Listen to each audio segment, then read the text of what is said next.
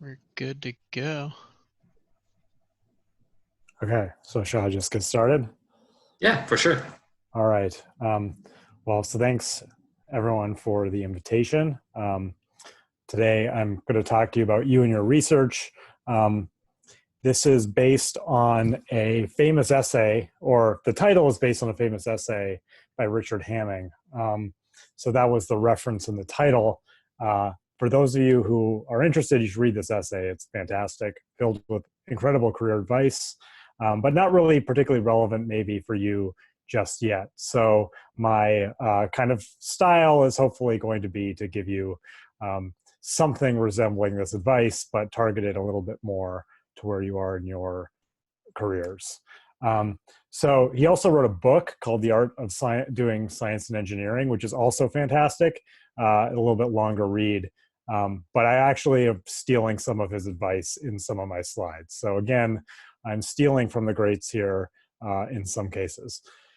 So the style of this talk is going to follow another thing which I like, which is called the Entrepreneurial Thought Leaders series. It's a podcast or YouTube videos that come from Stanford.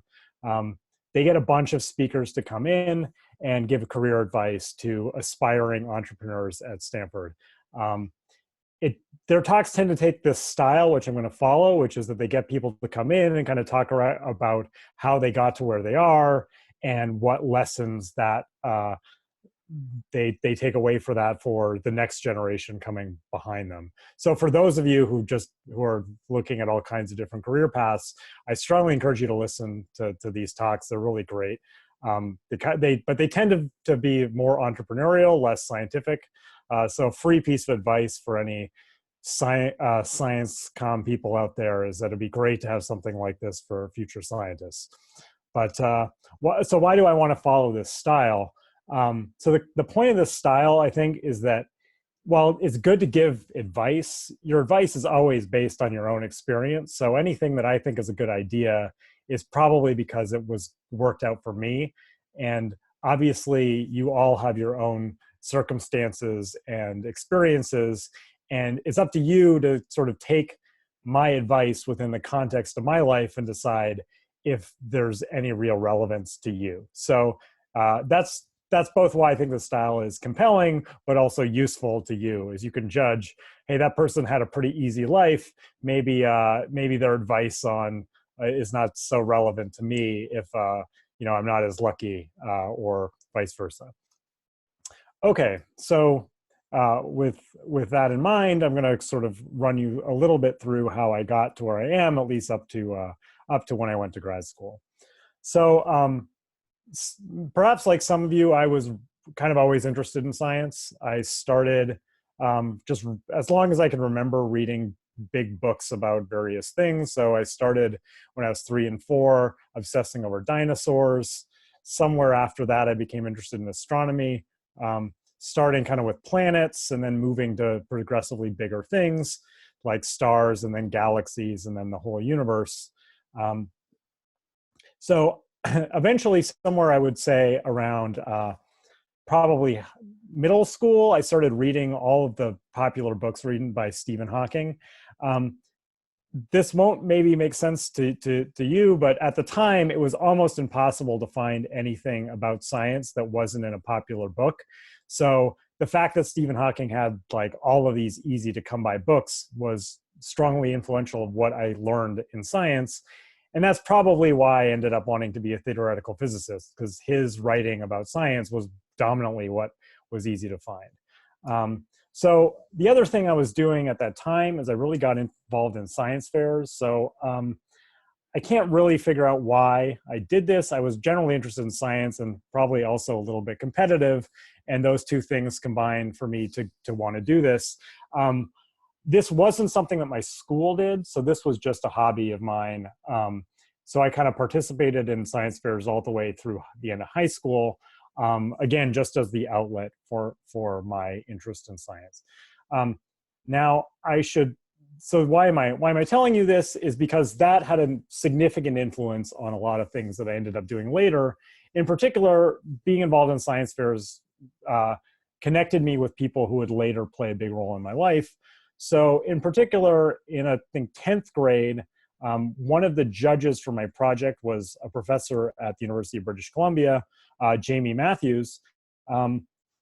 He came by my project to judge it. He left some nice comments, and I followed up with him afterwards and via email, and ultimately went out to meet him and talk to him, and he became a mentor of mine.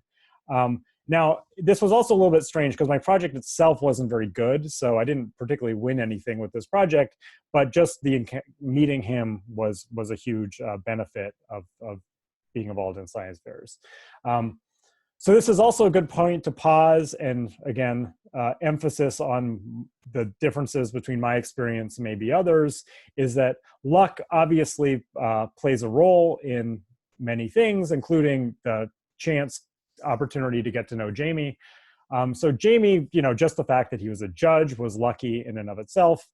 But even Jamie specifically was an incredibly generous person with his time. So the fact that he would meet with me as a high school student is, again, not typical. And so that really, really benefited me a lot in a way that was very lucky.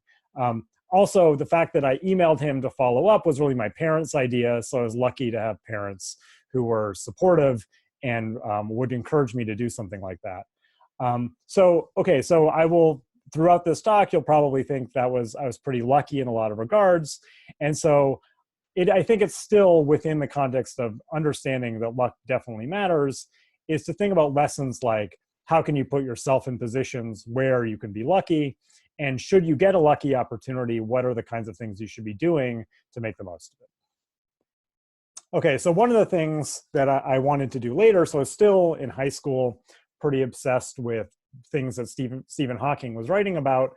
And so around senior year of high school, I asked if Jamie would introduce me to another professor at UBC, Bill Unruh.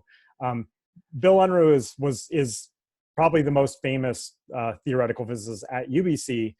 He has his own radiation named after him, Unruh radiation, which is closely related to Hawking radiation. So he was in the same world as Stephen Hawking, and I wanted to kind of learn about it. And so Jamie agreed to introduce me, and for some reason, Bill agreed to talk to me, which again, to this day, I'm not totally sure why they would waste their time with a high school student, but I'm forever grateful for that opportunity. So then that led me to starting undergrad. So I decided to go to University of British Columbia. That was never really in doubt. My whole family had gone there. I grew up in Vancouver. My sister at the time was already an undergrad there. And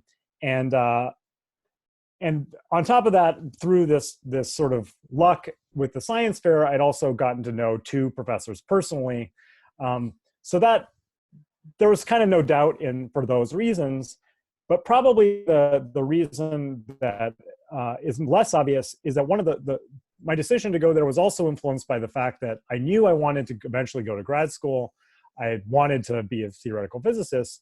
And I knew that it was possible to go to, say, UBC and then end up at sort of a really high-level grad school if you did really well at sort of a big public university.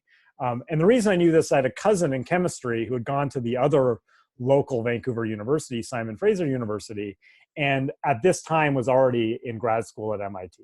So I was basically just using the fact that I knew someone was able to do this and figured it wasn't impossible to imagine I could do the same. And that's another kind of common element of a lot of my advice will be that sometimes it's just knowing what you can and can't do is what opens up doors for you. So just the fact that I knew this was possible made it a lot easier for me to make good decisions. Now, with that in mind, I should also point out that my advice will be based in part on my own experience with undergraduate research in Canada. And Canada is a little bit better organized when it comes to undergrad research. So in Canada, they have, their summers are fixed for all universities. So May 1st is no one has anything going on starting May 1st, and no one starts university again until after Labor Day. So that leaves basically 4 months where every university is in session. And so there are tons of really good undergraduate research programs that are 16 weeks long, which is really, again, typically a lot longer than you get here, and means you can just get a lot more done in the summer. The other thing that's true there is that the way that grants work for professors creates a huge incentive for professors to hire undergrads. And then what that means is that basically every department has tons of job openings that are then really well organized within the department. So there's very obvious application systems that where everyone sort of gets sort of shuffled amongst the professors. And also because of that, it's almost impossible that you could be an undergrad in Canada and not hear about undergraduate research opportunities. You'd really have to bury your head in the sand to not realize this is what was going on. And so my experience here, and maybe I'd be happy to be wrong, but my experience here is that the US is just generally much less organized than this. And so that means that you have to be much more organized than your counterparts in Canada, because you have to figure out how to navigate this system, which isn't so well set up. So that takes me to my own experience in the system. So I wanted to do research right away. I didn't think I could. It wasn't particularly easy if I didn't know someone. So I went through Jamie and asked if he would be willing to give me a job that summer.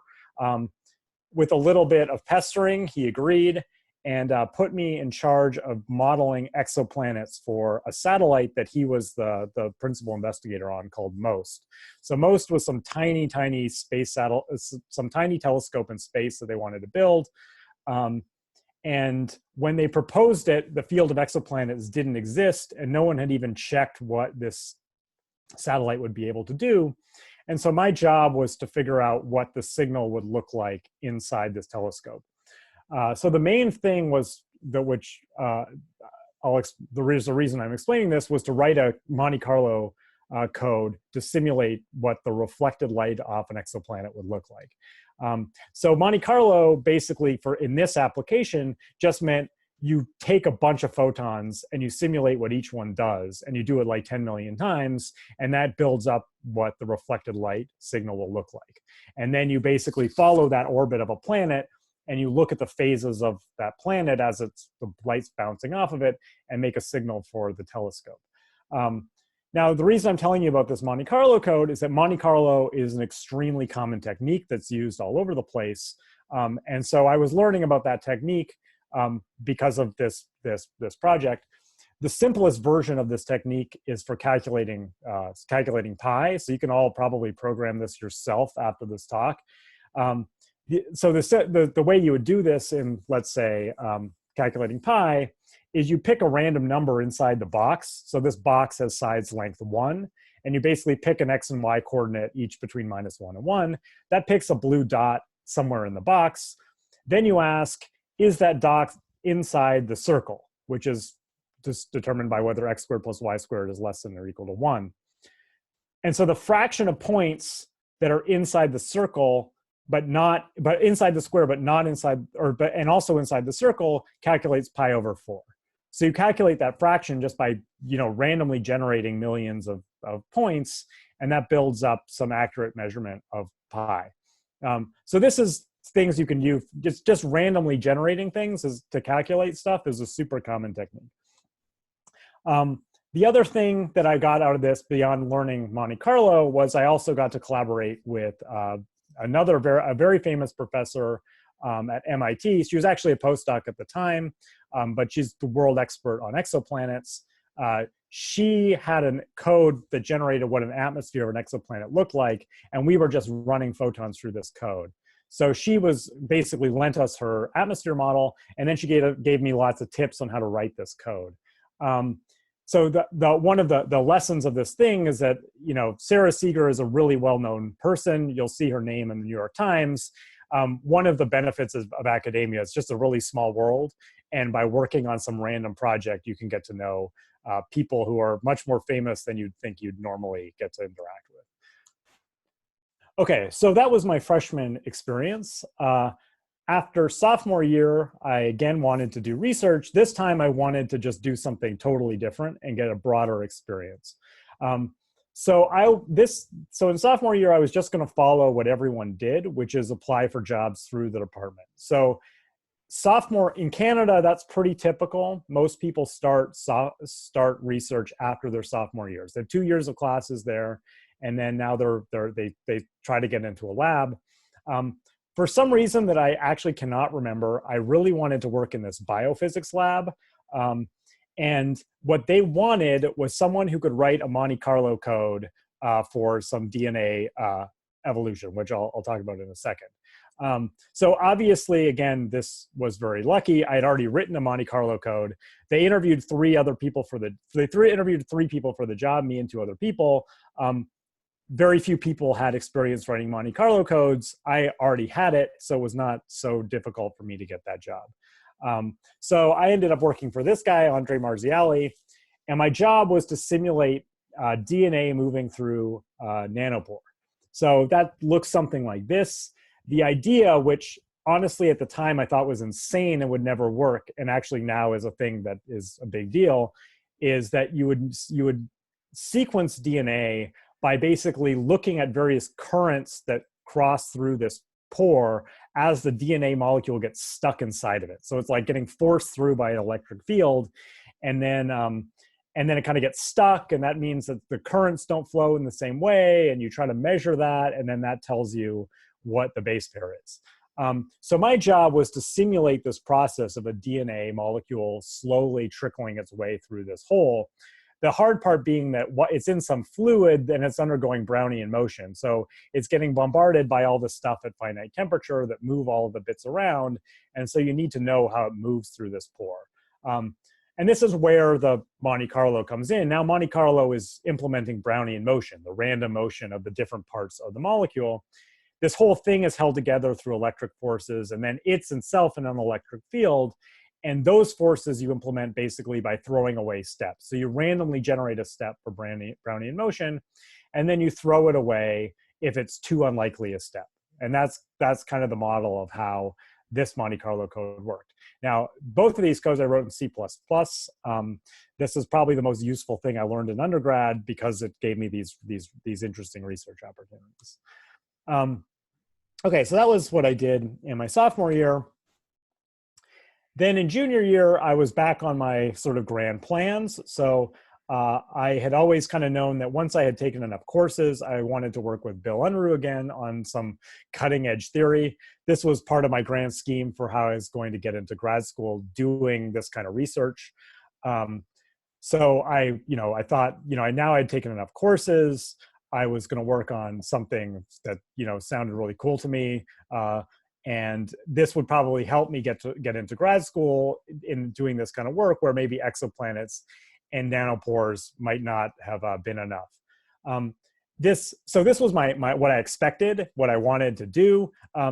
It's not totally insane that I would have expected that that's what I was going to be doing, because this is what I had already worked with Bill on some quantum gravity thing when I was in high school as part of a science fair project. So wasn't the craziest thing to expect. But this is what I actually ended up working on. So I showed up on the first day, and he told me my job was to explain why the Tacoma Narrows Bridge collapsed in 1940. Needless to say, I was a little upset. This caught me way off guard. I had this grand plan of how I was going to get into grad school based around working on, really exciting cutting edge theory work. And instead I was working on an engineering project. So that really took me a couple of days to kind of figure out what was going on. But overall, it was clear that I was just not understanding the sort of what it is to be a theorist. And the most obvious one is, why would some eminent theorist who could work on these exciting things that I wanted to work on, like black holes and Hawking evaporation, and care so much about a bridge? And not only was it Bill who was excited about this, I was working in a office with a bunch of other theorists. So his grad students, some grad students who worked on simulating black holes and gravitational waves, who worked for Matt Shoptowick, and then some other people grad students who worked on high temperature superconductivity. And to a person, these people would all tell me that my project on this bridge was the most interesting thing happening in their office. So clearly I was just not understanding theory very well, because I would have never thought anyone would care about this topic, and yet everyone seemed to think it was really exciting. So I kind of put my confusion aside and decided I was just going to really work hard on this project and see where it went. So this was what the project was about. So this is, let's see, I get the bridge oscillating. So this is what was happening on the day the bridge fell down. So there was some high winds in Tacoma, and the bridge was undergoing some crazy oscillation side to side. This oscillation is at the natural frequency of the bridge. The amplitude is very large when you think about how big and heavy this object is, and it probably shouldn't be wobbling that much. Okay, so the problem, so this oscillation over time is what led it to collapse. So particularly at the time, there were a lot of college level physics textbooks that would use the Tacoma Narrows Bridge as an example of resonance. And so this is wrong, which is the whole point. But the reason that Bill was interested in this topic is partly because this explanation makes no sense.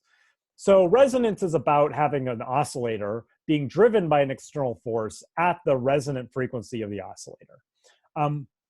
But if you know how resonance works, which hopefully all of you at least have some vague memory of, the only way you get really high amplitude oscillations is in really high Q systems. And high Q basically means that the response is really large, only in a very narrow range of frequencies right around the natural frequency.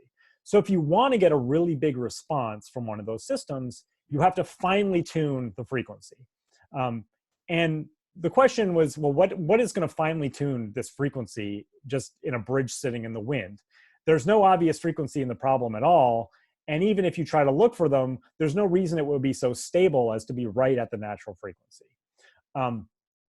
The other reason that Bill wasn't really interested in this problem is that he'd been teaching this course on the physics of musical instruments, which he actually taught to non-majors. Like, it was an arts credit for a lot of people. Like, so art students had to take a science class, and a lot of them would take this class about the physics of music.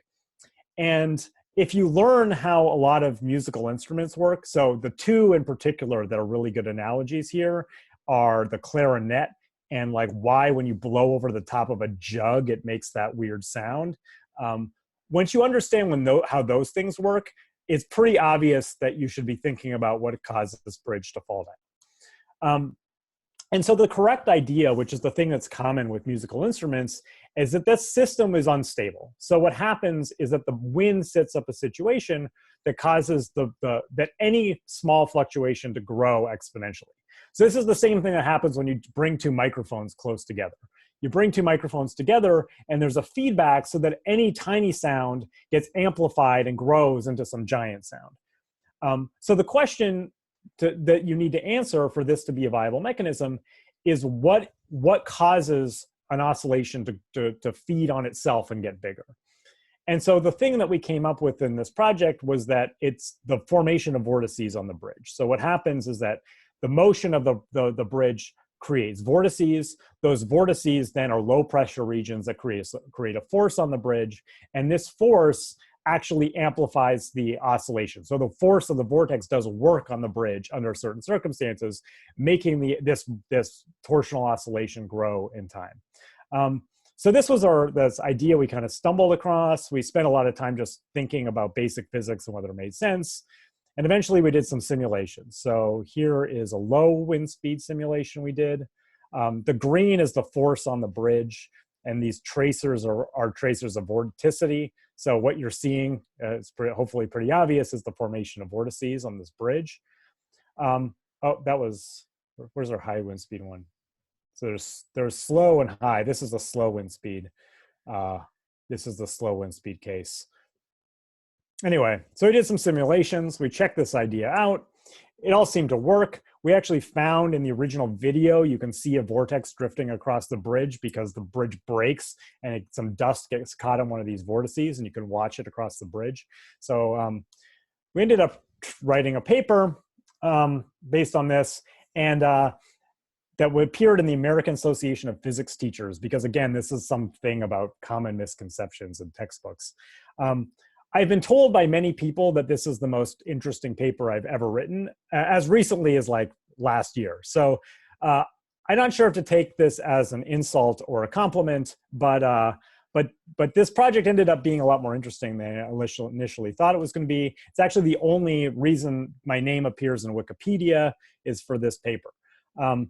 Actually, the point I wanted to take away is that really nothing about this project required any real theoretical skill. Like there weren't any complicated techniques other than using the simulation software.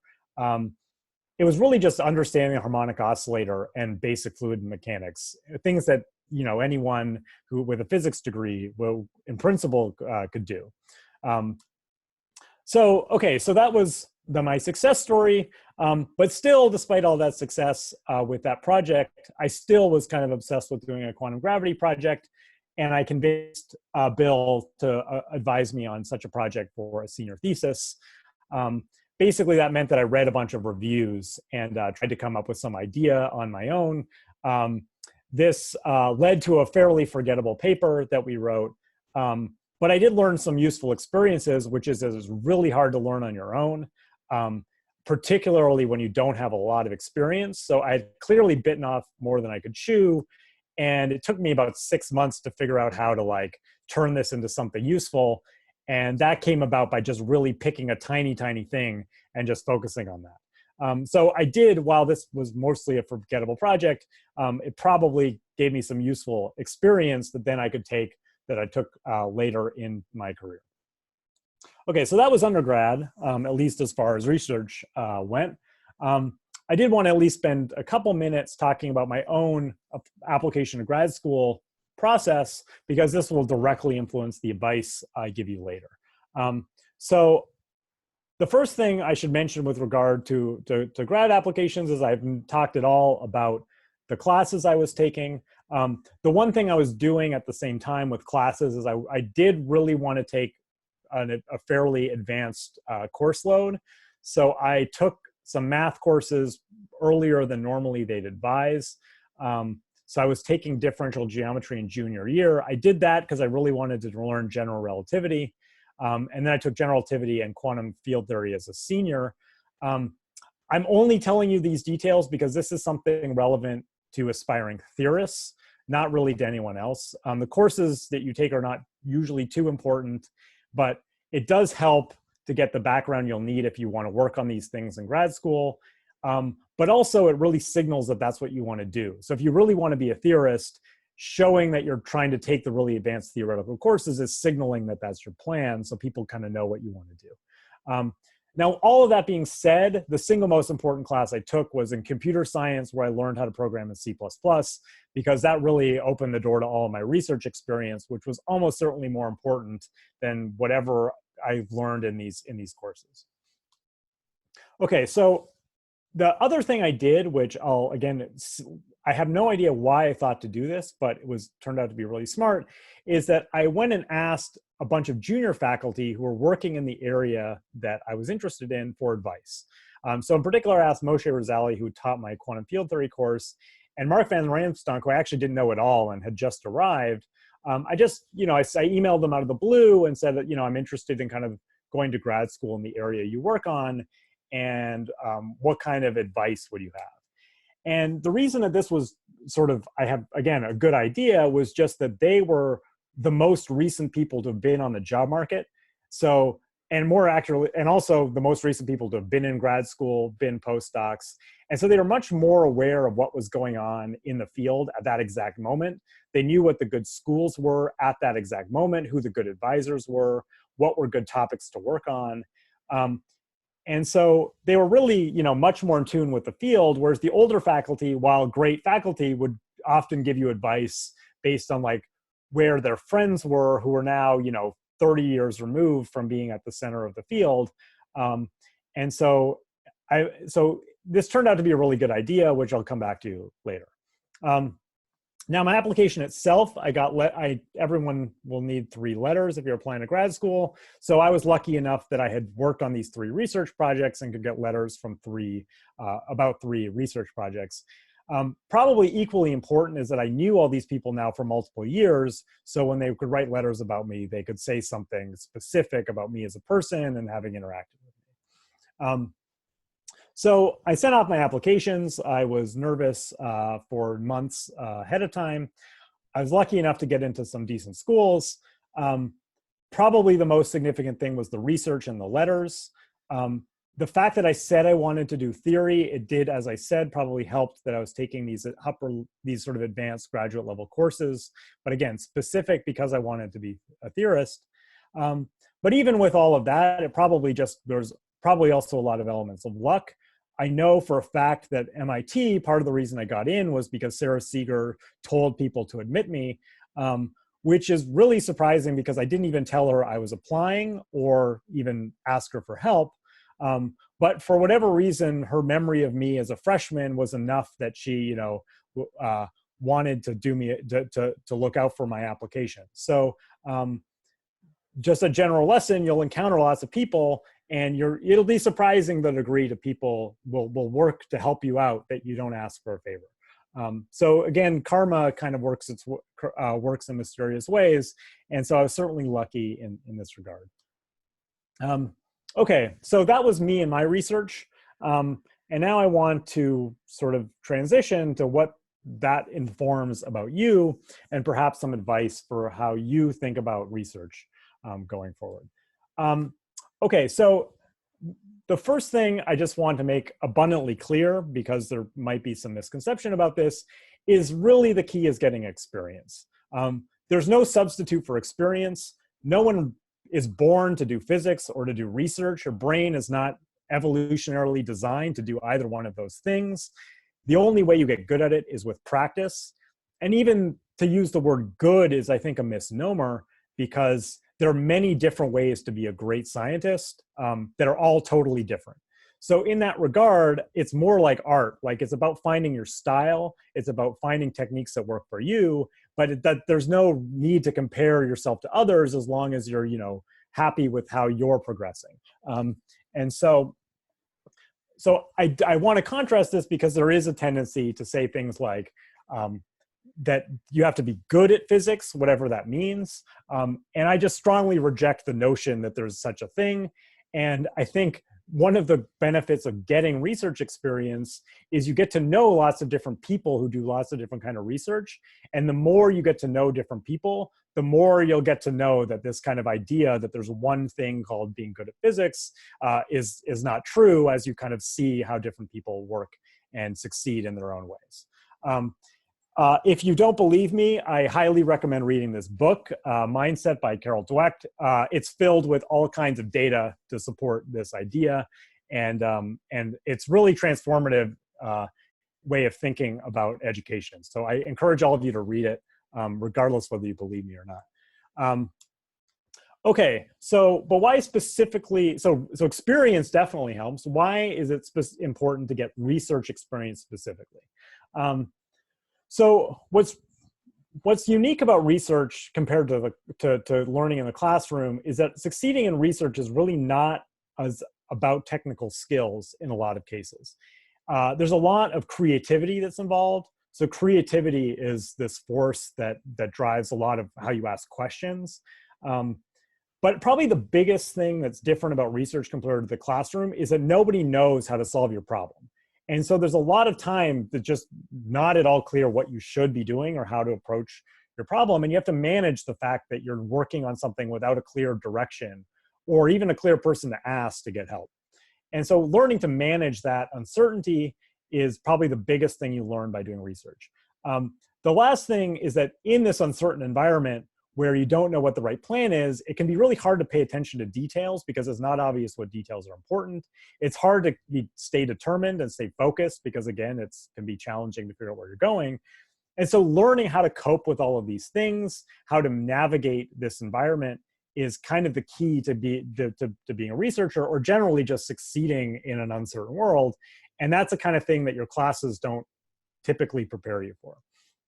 Now this, I like this as an example from outside of science that kind of reveals this as well. So this kind of pattern of dealing with chaos appears to be true all over the place. There's a nice story from this book, The Art of Learning, which is a memoir about this guy, Josh Waitzkin, who was, when he was younger, was one of these like chess phenoms when he was like 10 years old. And then at some point later became a world champion martial arts expert. And this book is about how someone could kind of be, what common elements there are to those seemingly totally different things, one being physical and one being mental, that allowed him to be so successful in both of them. But I thought there was a really nice example he talked about in the book from chess. If you don't know chess, you can just ignore this, it'll be short. But basically, what he talked about was when he was learning chess, other people his age were all memorizing complex opening moves.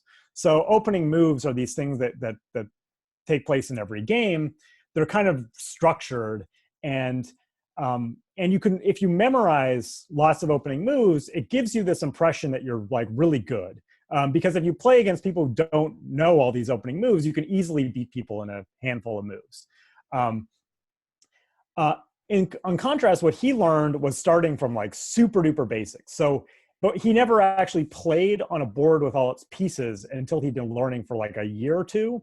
Instead, he started with like 2 kings and a queen, and like, how do you get to checkmate when there's no pieces on the board? And so what he built instead was this really foundational knowledge. And what that meant was that he was really, really good when games became chaotic. So after your opening moves, the game becomes uncertain, and people who were really good at memorizing opening moves were suddenly unprepared for the sort of complex environment he was good in. And more to the point, he could easily beat these people by just intentionally creating a chaotic situation. What I like about this example is this is exactly what research is like. Research is basically a chaotic game, and there are people who are really, really good at memorizing complex facts about science who are really not good or comfortable with the sort of chaos. And that's exactly why it's better, you need this kind of experience and accept it and build this as a strength. So the first kind of big lesson I would say for all of you is that it pays to get your experience in research as early as possible. So experience is kind of like investing. You know, when the value of your experience grows with time. And so the earlier you invest, the more you get out of it.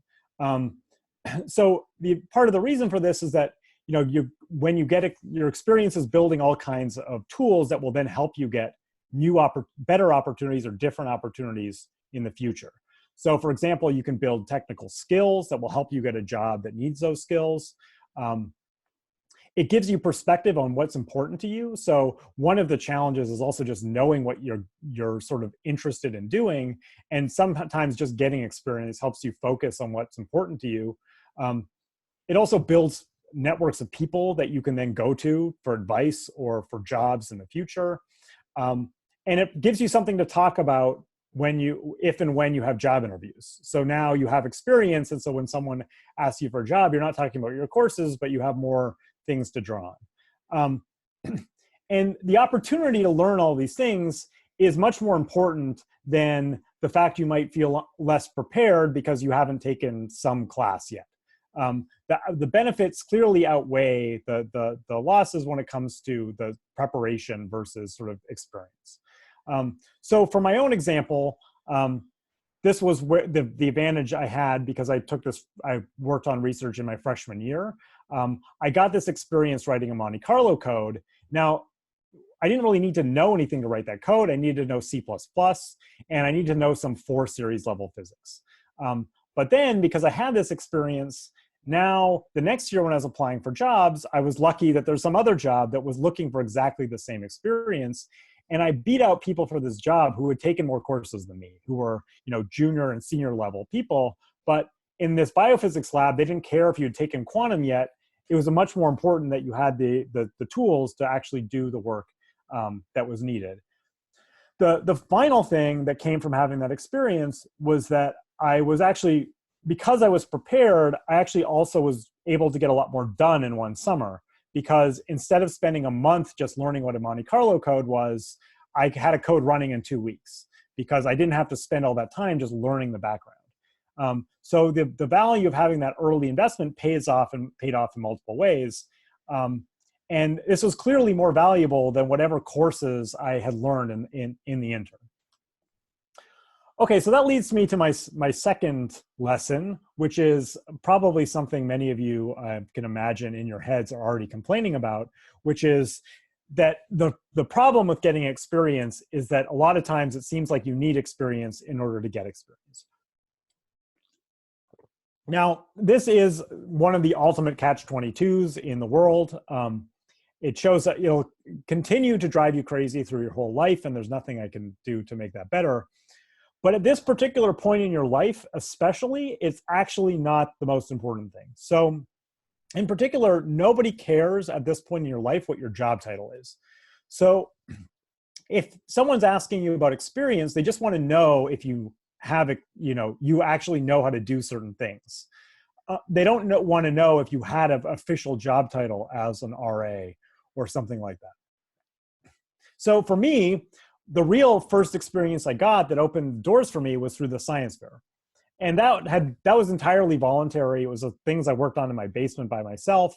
And luckily for you, there's actually way more ways to get that kind of experience now than there were when I was your age. And frankly, almost any project you choose to work on that's open-ended and requires you to kind of figure out things on your own will be beneficial to you the way that any kind of experience will be. So just some examples of ways you can get experience without having a job. I just came up with 3 that maybe characterize different things that some of you might be interested in. So the first I thought of was if you're interested in kind of a career where you're working on data analysis, scientific or industry related, data science. Now there's a lot of places that you can go online that have competitions, for example. So Kaggle and Data Driven were 2 that that immediately come to mind. These are much more industry forward, so they're often looking at data sets that are from real world applications. The thing that's nice is not only are there competitions, but they have lots of resources. So they'll provide you data sets, and then they'll provide you tools to learn how to analyze those data sets. What are sort of the common techniques to make those data sets useful? So it's a lot of built-in tools to help you. There's also other things that are specifically scientific like this. So I know, for example, the LHC Olympics is a particle physics version of this, where they, again, make some data public, and they look at how and they give you tools and various sort of suggestions for what you're trying to do with that data set. And you can get a long way by just playing with it yourself, and you learn what people in the field are doing, and again, there's lots of online resources. The second one that came to mind was you could just learn how to use one of these super important public codes that appear in kind of a lot of fields have their kind of characteristic codes. So at some point, the codes that are needed to do work become so big that people don't keep rewriting them. Instead, they just use things that are publicly available. So I've listed 4 here that I know are prevalent in cosmology. And I know at least 2 of these are super easy to install on your laptop, maybe 3. I haven't tried Mesa, so I can't tell you for sure. But these codes are used by everyone. They're used to do all kinds of work. A lot of papers look impressive, but are really just knowing how to use the software. Because of that, there's great summer schools that are basically designed to teach people how to use this software, that then are, the videos from those summer schools are posted online, that have all kinds of online tutorials to show you how to use it. So again, you could download this software, it's freely available, just learn how to run it, go to these online tutorials and see, what do people use it for. And again, now you're looking for a job in astrophysics the next summer, and you can say, hey, I've already learned how to run Gadget, or I've already learned how to use CosmoMC. And that, again, is like your job might be literally to run that the next summer, and now you've already put in the legwork to learn how to do it yourself. The third one I came up with, I have no actual experience with, is for people who maybe are interested in building things. So I don't know how to build anything, but I know many people who do, and those people tend to build lots of really cool stuff using Raspberry Pi. So Raspberry Pis are these super cheap computers. People put them together to make all kinds of control systems for complicated robots. I have a friend who made an LED dance floor out of Raspberry Pis and 3D printed parts. And so these things are really cheap, which is part of the reason I recommend it. So it's not cost prohibitive to kind of get started. Again, there's lots of online projects where you can use these to build really cool things, and you just have to follow instructions, and you'll get tons of experience just building stuff. And so this is another example where, again, okay, I haven't done this myself, but it seems like I have a friend who's using his 10-year-old son, and him were trying to build an arcade using a Raspberry Pi and some old pieces of wood and an old TV. So there's definitely pretty cool things you can do that are relatively cheap and will give you some really hands-on experience. So maker fairs and other things are other places you can learn about these kinds of projects. Again, this is somewhat outside of my realm, but just to give you the idea, you can probably think of a bunch of things that you could do to give you some experience without it costing a lot of money or requiring you to get a lot of advice from senior people. Okay, so that brings me to lesson 3, which is that it really pays to have a long-term plan. So getting experience is good. Getting experience that builds on itself is much better. So the technical way of saying this, that is a reference back to something in Hamming's book, is that if you look at how a random walk works, there's this famous fact about random walks that the average distance you get is the square root of the number of steps or the square root of time. Whereas if you just go where you want to go, you get a distance that's linear in the number of steps or linear in the time of the walk. And so you get a lot farther just by having a plan. And so in particular, if you're always doing sort of complete changes to your trajectory, you kind of don't build up that exponential growth and experience that you get when you kind of build on itself. So that doesn't necessarily mean that you have to have like, I am going to be an X in a few years and I'm going to follow steps to get there. It's just, you can change the trajectory over time, but it's just about kind of having enough of a sense that'll guide you in one direction and the confidence that you'll probably not be doing 180-degree turns regularly. So this is often just kind of having a feeling for what you find interesting and compelling, getting some experience, reevaluating which parts of that experience you liked, and then maybe changing your trajectory to not do the things you didn't like, a little bit more of the things you do like, and iterating. Now, if you find out that the thing you did is a complete disaster and you don't ever want to do it again, that's also fine. It's totally fine to change trajectory once or twice, especially early on. It just really hurts you to keep doing it over and over again. So if after spending 4 years getting experience, you're still starting from scratch every time, you're not going to sort of have this, you're not going to be able to get as far as someone who spent 4 years working in kind of the same direction.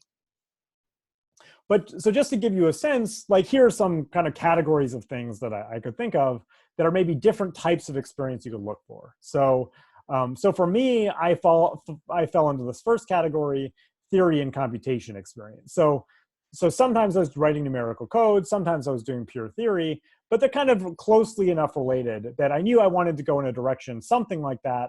And even though I was doing biophysics 1 year, exoplanets another, a bridge another year, the experiences were still related enough I was building on itself. Some of you might be more interested in like really hardcore data analysis or really more complicated code writing than I was. And that's maybe a different kind of strategy you could look for more complex coding problems. Others of you might want to get lots of lab experience. So I know my friends in chemistry, for example, would talk about how it was really important to get learn lots of lab techniques. And so that's one where if you really want to get your hands dirty in a lab, it's good to get those kinds of experience. Some of you might just like building stuff, and that's again a different kind of thing where maybe you go to maker fairs, maybe you just work on tinkering projects or robotics competitions. But that's another kind of, there's lots of different jobs in lots of different areas of the university that can build out experiences like that. Now it's important that it doesn't really matter which one of these you do, just find something that makes sense to you. And again, it can be something totally different than these. With your personality and temperament, and building experience around that, those kinds of ideas. Okay, so now we're at the point where hopefully you have a plan, you have some experience. Now you want to find a job. So how do you do that? There's no one right answer. Again, a lot of it is luck. But here are just some strategies that came to mind. So the first that hopefully you're doing, if possible, but and many of you are here, so probably that's a sign, is to go to seminars, specifically research seminars that are targeted at undergrads. So if someone is going to spend their time talking to a group of undergrads about what they do in their lab, it's a good thing to go to. If you go to one of these things and you find what they're doing really compelling, you go and talk to the speaker after their talk. In this current environment where everything's online, maybe that means email them after their talk, telling you went and you found it really interesting. But the fact that they're giving that talk already gives you a sense that they're probably interested in interacting with undergrads who are interested in undergraduate research. So that's already a good sign that you might be successful if you contact these people. And also the fact that you showed specific interest in what they're doing gives them a sense that you'd be motivated to work in their lab. You can try the same thing for department colloquia. So department colloquia are also pitched at a pretty broad audience. But in this case, maybe instead of emailing the speaker, because they're probably not from UCSD or not at a place that's easy for you to get to, now maybe you email the person in the department who's in charge of the colloquium and ask who in the department is working on things related to that colloquium. So if you found something really compelling and interesting in one colloquium you'd want to work on, that now you try to track down the person in the department who does the same kind of thing. And again, open by saying, hey, I went to this colloquium and I found this really interesting. Is there anything like that I could do on campus? The other resources to take advantage of are your TAs. Your TAs, if they are not working in a lab, have lots of friends who are working in a lab. They are at the ground floor. They know what's going on in most of these labs really, really well. So if you have a good relationship with your TA, you can ask them, say like, hey, do you know anyone who is working in this lab and what it's like in that lab? Is that a good place for undergrads to go work? Obviously, you can also talk to your professors. You can send them emails, arrange meetings, tell them you want to talk to them about research opportunities, even if it's not working for them specifically, just to get some feedback of ways that maybe you can get introductions to professors you would be interested in working for.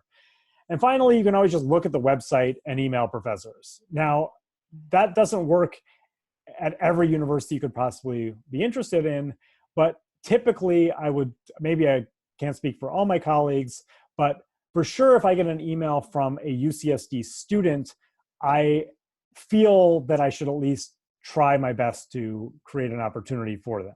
So I think most people getting an email from a student at their own university will make an effort. If they don't have room, they don't have room, but they're at least going to more likely to actually respond to your email, take a meeting with you at the very least. So don't be afraid to send those emails. They can be successful. Okay, so let's say you've got your experience, you've got a job. Now what? I've heard people who told me they were worried that if they got a job, they should turn it down because they were worried they wouldn't have enough experience to succeed in that job. This is crazy to me. You should take any opportunity you get. People will forgive you for almost anything, except not working. So the key thing to do is if someone gives you an opportunity, show that you appreciate that opportunity by working hard, being attentive to what they say, trying or put in the effort that you can give. They hired you knowing what your preparation is, so they're not going to be disappointed if you don't know how to do something. Hiring an undergrad comes with the expectation that there's going to be mistakes, there's going to be a learning curve. all of these things are expected. But if someone hires you for a job and you're like, I don't really find this interesting, so I didn't come to work today. Yeah, that doesn't fly, and it will hurt you not only with that person, but also with other people in the department if you're looking for a job down the road. So the one thing you control is how much effort you give, and just make sure that that's appropriate for what you're being, the opportunities you're being given. Okay, so to close out, some of you are probably interested in applying for graduate school or applying for jobs in the near future. And I just wanted to end with a little bit of perhaps specific advice regarding those things. So the first thing is to get advice from people who know you. My advice is obviously very, very general. People who know you will be able to give you more specific advice. Also get advice from people who know the areas, who are experts in the areas you find interesting. So if you're interested in some, biophysics, for example, they'll give you a sense of what are the actual specific sub-areas in biophysics that are interesting. So if you're interested in grad school, they'll have some sense of, what are the best grad schools in this area. If you're interested in jobs outside of academia right now or in the future, they can give you a sense of sort of what is the interface of, what's going on in industry. Some fields are more connected to industry than others, but if you're interested in industry, there are typically people on campus who have a feeling for what's going on, and they'll give you a sense also where to apply. Specific schools that are worth applying to, specific companies that might have jobs that are hiring people out of undergrad here. This also helps just because if you know people here that are giving you that advice, chances are they actually know someone at the company or the university that you're looking at, and it always helps to have that personal connection. And lastly, it really, as I said earlier, it's a good idea to talk to younger faculty. Often they'll just have been through this experience more recently. They'll kind of be more in tune with your concerns, more in tune with what's going on at when it comes to younger people, who are good advisors, who are good places to work, and they'll be sort of more with an ear to the ground of the trends that are going on right now. Okay, so I'm going to start again. I have less useful advice for applying for jobs in the real world, so I'm just going to focus on applying to graduate school first. So one of the basic things about applying for grad school is that it really matters what you say you want to do. In particular, some of these application forms will have like a pull-down menu of areas of interest. What you put in those pull-down menus affects what happens with your application far more than you probably realize when you're ticking boxes in that pull-down menu. It basically funnels your application to a specific group usually. So who reads your application, who judges your application, is judged by what you say you want to do. And the reason that happens is because your grades, courses, experience are put into the context of what you claim to want to do. So if you want to work in biophysics, but you've never taken a biology class, you're going to be judged differently than if you say you want to do particle physics and you have tons of particle physics experience. Obviously, tons of particle physics experience doesn't help you get into grad school to do biophysics, but it does help you if you want to do particle physics.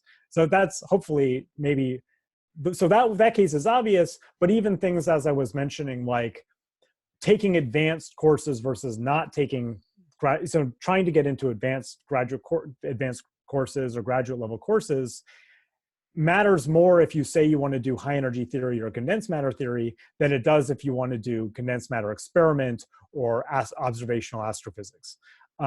So in these specific areas, the classroom component of your application is weighed differently than it would be if you said you wanted to do something else. Now, some of you may be interested in things that are really multidisciplinary, and it's not obvious how to fill out that form, and also not obvious how to fill out that part of the form for different universities. And so if you're unsure, talk to a mentor. So someone who is going to write you a letter, and go and talk to them and say, this is what I want to do. And hopefully they can give you some advice on how to navigate this part of the application. Anyone who's going through an application probably knows they need 3 letters. it's best if all those letters come from research experience. So all is better than none. Two is better than one. Ideally, you have at least one that represents someone who knows you from working on a long-term research program. Now, I understand most of you probably will not have that much research experience, and so you'll have to get a letter from someone who you probably know in the context of having taken a class. When in doubt, it's better if that class had a project, because then they can talk about how you did in an open-ended project, which is much more like research. If you don't have a good project class to get a reference from, then it's good if you talk to the professor regularly. If you didn't, but you got an A+ in that course, and that course was particularly hard, then that can still be okay, because the letter can at least explain that this was a particularly challenging course and you succeeded. Alternatively to all of those things, is also good if you had one professor for multiple courses. They can at least talk to your performance sort of over a longer period of time. Another question that might come up, do you need those letters to be from professors? The short answer is no. The longer answer is kind of. Ideally, well, certainly one letter better be from a professor. Ideally, all of them are. But if your research experience meant you work really closely with a postdoc, that's totally fine. They have a PhD. They're often even known to the community. So that's totally fine. Grad students that you worked closely with are probably too young to get a letter from. But what often I've seen happen is that they get a letter from that graduate student's research supervisor, and then that research supervisor will include quotes and comments from the graduate student who worked most closely with them. So when in doubt, if you mostly interacted with a grad student, don't be afraid of asking the supervisor, even if you don't know them well. They will typically go and ask, and if you're worried that they won't, just suggest it. Say, I was looking for a letter, and I thought maybe you could ask the grad student to contribute. That kind of speaks to a broader strategy, which is when in doubt, well, always tell the person why you think they'll write you a good letter, or what about your knowledge of them is why you're asking them for a letter. So in that case, for example, telling them that you thought they could, speak to what you did with the grad student helps them kind of understand the context in which you're asking them for a letter. Okay. CV or resume, this goes, I think, for everything, jobs or grad school. These things are often a missed opportunity for people. The tendency is to just write down everything you've ever done, which is a huge mistake. The most important things you can have are research papers. So if you have a research paper or research papers, those should be impossible for me to miss. I should look at your CV and be struck by the incredibly big font and bold face setting that makes it obvious how many papers you have. Similar with really strong research experience. Who did you do it with and on what? I can't possibly miss that when I look at your CV. I should have to try to find things that are not that information. Also related, remove information that's not important. So anything that you did in high school other than win medals in like international Olympiads or something kind of at that level, no one admitting you to grad school is going to care about, so don't put it in there. Jobs like mowing someone's lawn are not worth putting in there, so don't put them there. The exception to this last rule is if you do have something outside of research that is super time consuming, it is important to say that, because people then understand that you didn't have opportunities to do other things because you had other things to do that were time consuming. So for example, if you work many hours a week at like a grocery store or restaurant, it's important that people know that, because obviously you had less opportunity to research than somebody who had lots of free time to pursue various projects. So that's the exception. But again, like if you had a paper route in high school, nobody cares, don't put that in there. Okay, lastly is your personal statement.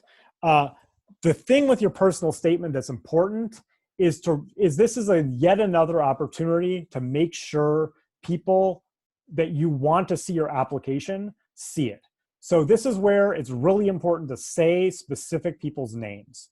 So if you want to work in astrophysics, for example, it really helps to say, I want to work for Cam Arnold or Brian Keating or or Shelley Wright. Like these indicate very specifically what you want to do in a way that just saying I'm interested in astrophysics doesn't. So it makes sure that if you have experience relevant to working in Cam Arnold's lab, that then by signaling that that's what you want to do, someone with knowledge of what it takes to be successful in that lab will look at it. And they'll say, oh, this person worked on X, Y, or Z. That's really great. And so this is just, the main reason for this is just when you name names or you name specific research groups, there's no confusing what you want to do. Even if you eventually don't care to work with the specific person you named, it just helps signal in an unambiguous way what your group you're looking at. And that's especially important in these cases where, let's say, what you're interested in is really multidisciplinary. So in my case, I work on particle astrophysics, and usually the options are like particle physics or astrophysics. But if you say, I want to work with Dan Green, I get a feeling, oh, you didn't care specifically to list particle physics or astrophysics first, you were interested in the intersection. And so that's why this part of your form is really important. This is more important than actually a lot of the narrative part of your statement, is really that being really clear about who you want to work for will make sure it gets read by the people who can most help you get into the school you want to get into. Okay, so I won't belabor my industry-specific advice because I don't have very much useful advice. But from people I know, my general sense is that it really helps to know people in the field you want to go into. So trying to find people in that area who can give you a sort of sense of what experience you need to get a job in that field. And also getting to know people in industry really helps when you're then looking for a job because they can hire you. Some ways to make contacts. The one that's maybe undervalued is to use contacts through labs where you got research experience. I'll comment on that more in a second. The other ones are, some industries have meetups, so they'll have these big free events where people who do data science in San Diego all go, for example, and you can go and hear a talk and then mingle and get to know people. There's obviously alumni networks and career fairs. But just to come back to this point about your lab in particular, your intuition might be, well, I'm interested in industry. My lab isn't going to have much connections. But the reality is that most people who go through a research lab don't get jobs in academia. So any research lab will actually have lots of connections to people who've gone out in the real world and typically use the skills that they got in that lab that they now apply to other jobs. And so if you ask around that lab, hey, where have people gone in industry who are in my lab? They can give you a sense of what fields are their opportunities in. They can give you a personal connection, so you can ask, even if you don't know them personally, you can ask for an introduction from someone in the lab who does, and that gives you a way to, you're more likely to get a response if you're introduced by someone they know. It also gives you opportunities that are unique to you, whereas like the alumni networks or the career fairs, you're kind of competing with everyone on the same level. This gives you a window into jobs that other people won't have. But sort of the general thing here is that it really just helps to tell people in the lab what you want to do. So never be afraid to just tell people what you want.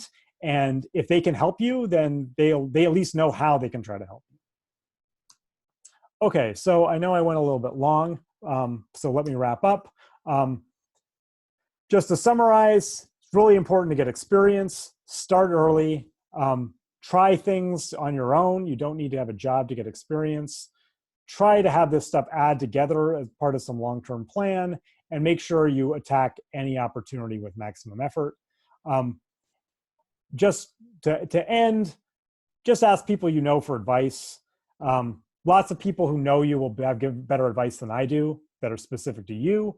That doesn't mean you have to follow whatever they tell you, but you should take it seriously and evaluate whether it's relevant. Okay. Good luck, everyone.